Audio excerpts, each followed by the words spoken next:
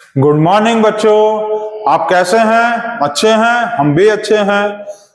और सभी बच्चे, सभी गार्जियन और हम लोग, सब लोग अच्छे होने चाहिए, क्योंकि हम लोग अच्छे आदमी हैं। जब हम लोग अच्छे होंगे तो सब लोग अच्छे होंगे। ठीक, आज हम लोग देखेंगे जीके जूनियर क्लास 1 to 4 का फाउंडेशन सीरीज देख रहे हैं जीके, जिसमें हम लोग आज देखेंगे टॉपिक नंबर, आज का वीडियो है टॉपिक नंबर 8 और टॉपिक नंबर 7 में आप सभी बच्चों ने एक मल्टीप्लाई का ट्रिक सीखा था कि 101 से किसी नंबर को मल्टीप्लाई करेंगे तो कैसे करेंगे।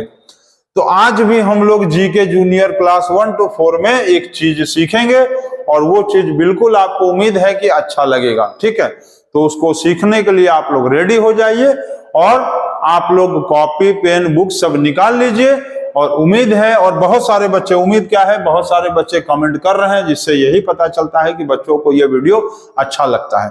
ठीक है, और आप सभी गार्जियन से हमारा एक बार बार रिक्वेस्ट है कि आप अपने बच्चों को थोड़ा कोऑपरेट करिए। जो चीजें उनको नहीं समझ में आता है उनको कमेंट, उनके तरफ से आप कमेंट करिए हमको, और हम उनके चीजों को, डाउट को क्लियर करेंगे। ठीक है, और हम लोगों का जो संस्था है ब्रिलियंट पब्लिक स्कूल, जो हमारा चैनल चलता है डीजे क्लासेस के नाम से, आप लोगों के लिए हमेशा रेडी रहता है कि आपके डाउट्स को हम लोग क्लियर कर सकें। और अगले साल से हम लोग क्लास 5 से लेकर 12 तक के लिए ऑनलाइन क्लासेस स्टार्ट कर रहे हैं, जो बहुत ही मिनिमम फीसेस पे रहेगा। ठीक है, तो जीके जूनियर क्लास 1 to 4 का आज का टॉपिक स्टार्ट करेंगे हम लोग, टॉपिक नंबर 8। तो सभी बच्चे कॉपी निकाल लेंगे और पेन निकाल लेंगे और ट्रिक सीखने के लिए रेडी हो जाएंगे। और सभी बच्चों से हम बार बार कहते हैं कि आप जो ट्रिक आप लोग सीख चुके हो ना, वो ट्रिक आप लोग अपने फ्रेंड्स को, अपने टीचर्स को, अपने कोचिंग के टीचर्स को, अपने स्कूल के टीचर्स को, सभी को सिखाओ वो ट्रिक्स, ताकि उनको समझ में आए कि मैथ कितना आसान है। मैथ से डरने की बात नहीं है, मैथ से एकदम मत डरो, मैथ को खुद डरा दो। इतना बनाओ, इतना मैथ बनाओ कि मैथ भी तुमसे डर जाए। ठीक है, तो कॉपी पेन निकाल लीजिए और स्टार्ट किया जाए हम लोग।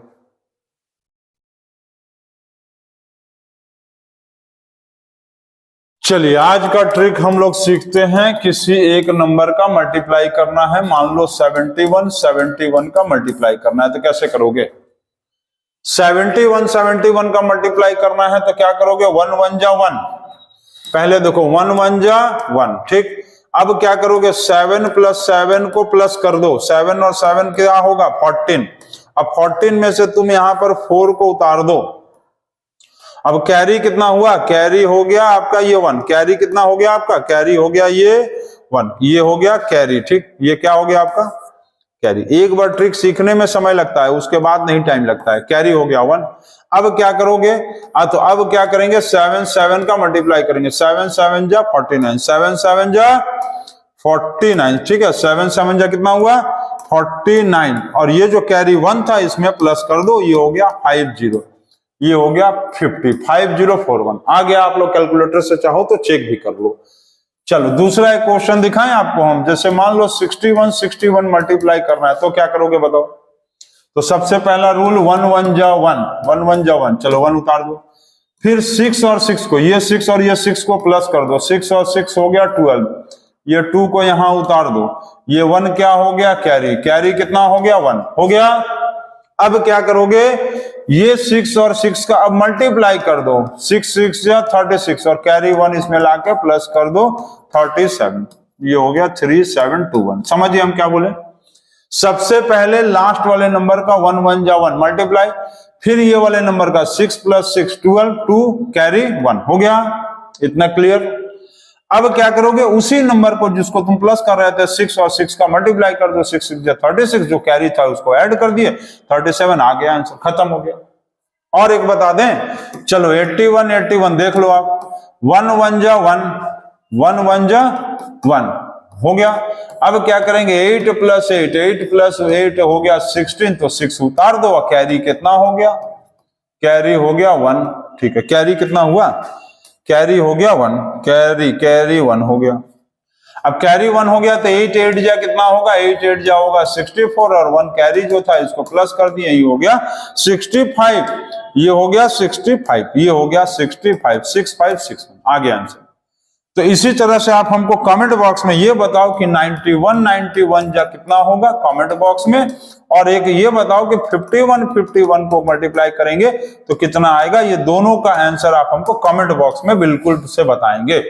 और ये ट्रिक आपको कैसा लगा जरूर से कमेंट बॉक्स में करके बताना, ताकि हम आप लोगों को और भी सारा ट्रिक सिखाते रहेंगे।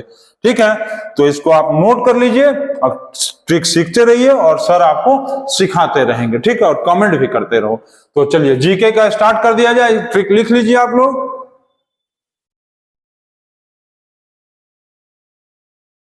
चलिए ट्रिक्स को लिख लीजिए, अब जीके का स्टार्ट किया जाए। चलिए आज का पहला क्वेश्चन क्या है, तो पहला क्वेश्चन है आज का first question, how many years are there in one decade. One decade में कितना ईयर होता है, तो वन डिकेड में कितना होता है, one decade is equal to 10 year.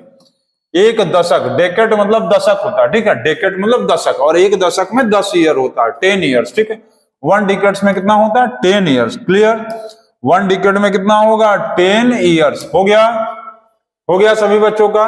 चलिए बहुत अच्छा ये बता सकते हो कोई हमको तुम कि 1 ईयर में, अच्छा ये बताओ, तो चलो ये बताओ, कमेंट बॉक्स में देखते हैं कौन बताता है। आप हमको ये बताओ कि 50 ईयर्स में कितना डेज होगा, 50 ईयर्स में कितना डेज होगा, इसको आपको कमेंट बॉक्स में बताना है। आपको हम ये बता दे रहे हैं कि 1 ईयर में 365 डेज होता है। चलो देखते हैं बताता है कौन, 150 ईयर्स में कितना डेज होगा। ठीक, नोट कर लिए। चलिए आगे बताया जाए। वेरी गुड, नेक्स्ट क्वेश्चन चलिए पढ़ते हैं। नेक्स्ट क्वेश्चन क्या है, question number 2, how many years are there in 1 millennium. 1 millennium में कितना ईयर होता है, कोई बता सकता है? तो 1 मिलेनियम में होता है 1000 ईयर। 1 मिलेनियम में 1000 साल होता है। 1 millennium is equal to 1000 year. ठीक, अच्छा हमको ये बताओ कि 1 करोड़ में कितना 1000 होगा। चलो देखते हैं कौन बताता है। 1 करोड़ में कितना 1000 होता है, 1 करोड़ में कितना 1000 होता है, कौन बताता है, देखते हैं कमेंट बॉक्स में हमको। क्योंकि आप लोगों को आंसर तो हम बता देते हैं, जो कमेंट बॉक्स वाला क्वेश्चन है वो आप लोग बताओ, और जिनको नहीं आ रहा है कोई बात नहीं, कमेंट यदि नहीं करना आ रहा है तो आप गार्जियन से अपने बोलो, अपने पापा मम्मी से कहो, अपने दीदी भैया लोग से कहो कि कमेंट कैसे करता है, उनको आप लोग बताइए, तभी तो बच्चे सीखेंगे। 1 करोड़ में कितना 1000 होता है, जल्दी से बताओ कमेंट बॉक्स में, जल्दी से नोट भी करो सभी बच्चे।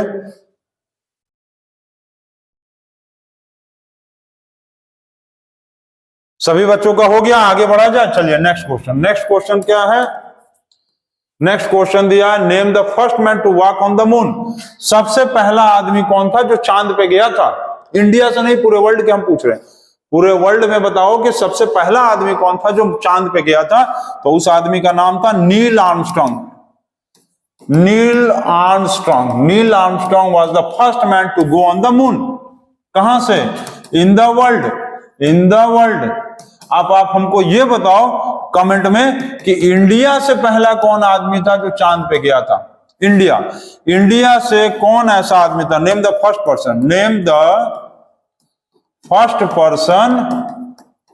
फर्स्ट पर्सन फ्रॉम इंडिया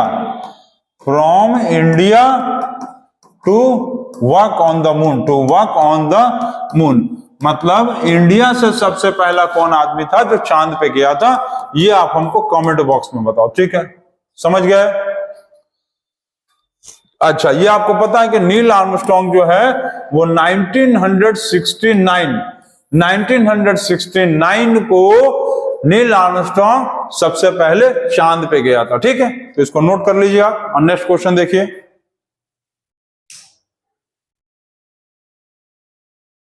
सभी बच्चे इसको नोट कर लिए हैं, आगे बढ़ा जाए।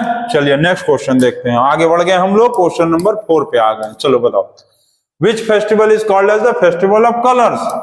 सभी बच्चों को पता होगा आंसर। कलर्स का फेस्टिवल किसको कहते हैं, तो कलर्स का फेस्टिवल होता है होली। कलर्स का फेस्टिवल है होली।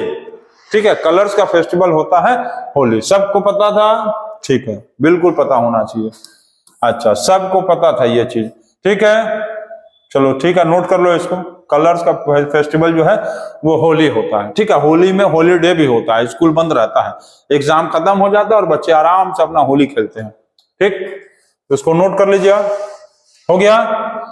चलिए आगे बढ़े, नेक्स्ट क्वेश्चन पे बढ़ते हैं। नेक्स्ट क्वेश्चन क्या है? नेक्स्ट क्वेश्चन है which festival is called as the festival of light? Festival of light. तो फेस्टिवल ऑफ लाइट जो है कौन सा फेस्टिवल को कहते हैं? दिवाली। दिवाली को हम लोग कहते हैं फेस्टिवल ऑफ लाइट। ठीक है, दिवाली को हम लोग कहते हैं फेस्टिवल्स ऑफ लाइट, और इसी दिन जो है हम लोग दिवाली मनाते हैं और दिया जलाते हैं घर में। ठीक है, तो इसको नोट कर लीजिए। नोट कर लिए हैं सभी बच्चे? नोट कर लिए हैं सभी बच्चे? नोट कर लिए हैं कि नहीं? नोट कर लिए हैं, अच्छी बात है। चलो चलो, अच्छा हमको एक बात ये बताओ तो, देखते हैं कौन बताता है ना, कि 1 मिलियन में कितना 1000 होता है? देखते हैं कौन बताता है। 1 मिलियन में कितना 1000 होता है? ठीक। और दूसरा, एक कमेंट बॉक्स में एक ये क्वेश्चन और एक दूसरा क्वेश्चन ये बताओ हमको आप लोग कि 86,400, ये बहुत बड़ा हो जाएगा ना, छोटा सा 3600 सेकंड में 3600 सेकंड में कितना आवर होता है? ये दोनों क्वेश्चन का आंसर आप कमेंट बॉक्स में हमको बताना। ठीक है, और ये क्या था? फेस्टिवल ऑफ लाइट किसको कहते हैं? दिवाली को। ठीक है, नोट कर लीजिए सभी बच्चे, नोट कर लीजिए इसको।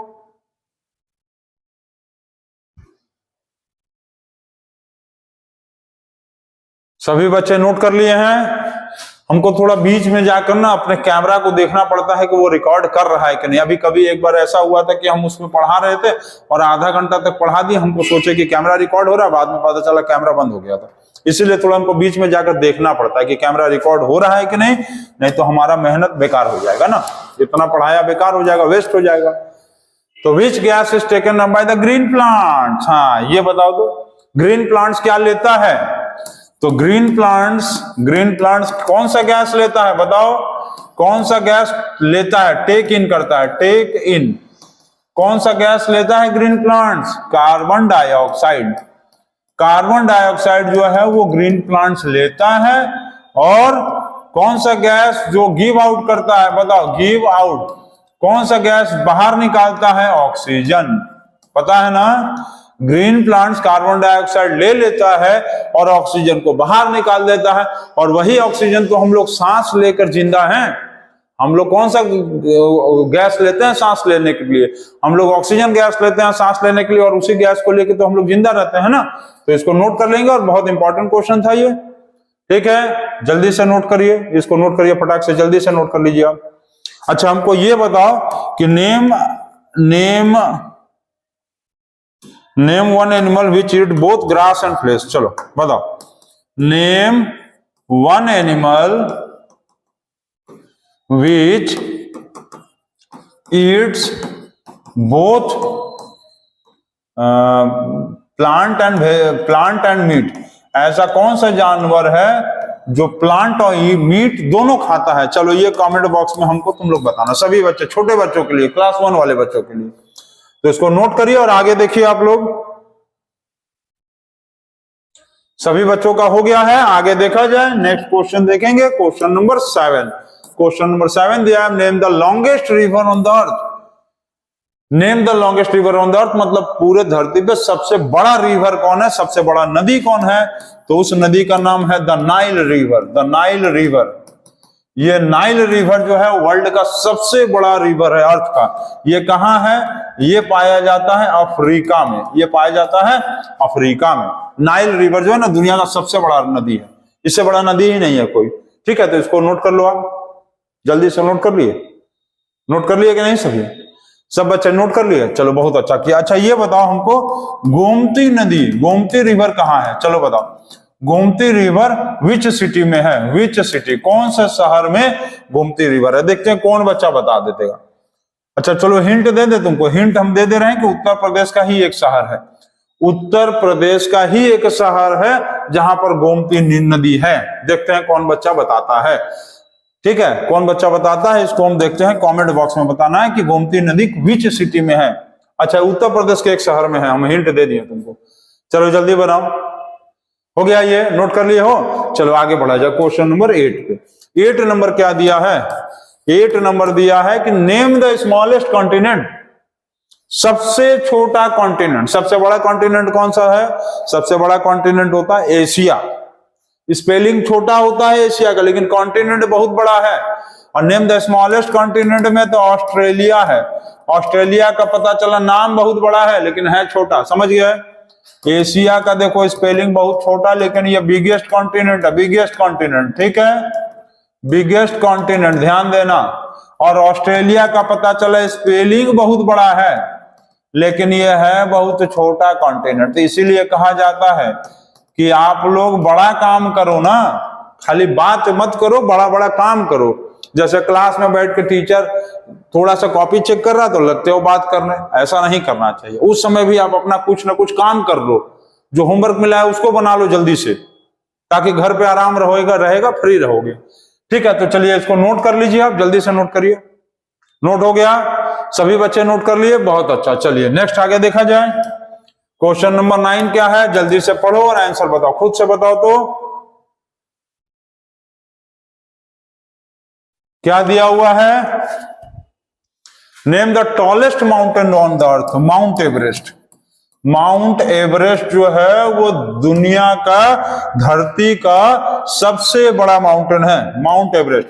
माउंट एवरेस्ट जो है वो अर्थ का, पूरे वर्ल्ड का सबसे बड़ा माउंटेन है। इसका हाइट जानते हो कितना है? हम लिख के बता दें तुमको। इसका हाइट है